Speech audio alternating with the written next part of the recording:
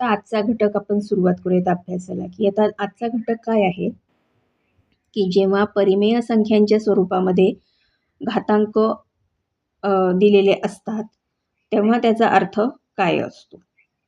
तर आता जेव्हा इथे बघा, की म्हणजे जे परिमेय संख्या आहेत त्यांचा जो घातांक आहे, तो जेव्हा आपल्याला 1/n या स्वरूपात दिलेला असतो, तर याचा अर्थ काय आहे ते आता आपण समजावून घेऊयात. 1/2 आता जसं 1/2, 1/3, 1/5 बरोबर आणि असं असंख्य 1/n याप्रमाणे दिलेलं आहे. तर आता याचा जर आपल्याला वर्ग दाखवायचा असेल तर त्याचा जो घातांक आहे तो आपण कसा दाखवणार आहोत, 2 आणि त्याचा जो आपल्याला स्क्वेअर रूट दाखवायचा आहे त्या संख्येचं म्हणजे ह्या 2चं, तर आपण ते कसं लिहितो, 1/2. मग आता यामध्ये उदाहरण बघा, इथे पुढे काय उदाहरण दिले त्यांनी, की 25चा जर वर्ग दाखवायचा आहे तर आपण ते कसं लिहिणार, वर्गमुळात 25. मग आता हे जे चिन्ह आहे, हे इथे जे तिथून चिन्ह दिसतं आहे, तर या रॅडिकल साईनचा आपण त्यासाठी उपयोग करणार आहोत.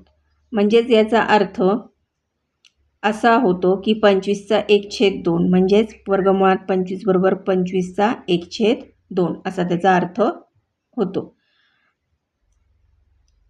आता एक म्हणजे आपण सहज एक लिहिताना वर्ग कसा लिहितो, तर एचा त्याच्या डोक्यावरती 2 देतो घातांक, म्हणजे एचा वर्ग असं याप्रमाणे आपण लिहितो.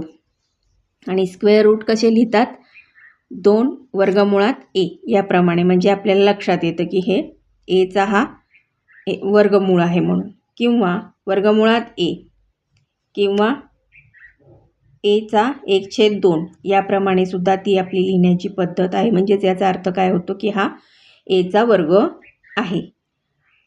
त्याचप्रमाणे घन कसा लिहितात, तर एचा 3रा घात. मग त्याचप्रमाणे त्याचं जर घनमूळ लिहायचं असेल तर 3चा वर्गमुळात ए किंवा एचा 1/3 याप्रमाणे ते लिहितात. आता इथं उदाहरण बघा, 4चा 3रा घात म्हणजेच 4चा घन. मग घन म्हटल्यावरती 4चा किती वेळा गुणाकार होणार, 4चा 3 वेळेला गुणाकार होणार. त्याचं उत्तर येतं 64. मग आता ह्याचं जर आपल्याला घनमूळ लिहायचं असेल 64चं, तर ते आपण याप्रमाणे लिहितो, 3 घनमुळात 64 किंवा कंसामध्ये 64 1/3. आता 64चा 1/3 बरोबर 4 हे लक्षात घ्या. मग आता 3चा इथे 5 वेळेला गुणाकार दाखवला आहे, म्हणजेच 3चा 5वा घात, तो किती आहे, 243. म्हणून 5चा 3रा घात हा किती आहे, 243 आहे. मग आता 5चा जर आपल्याला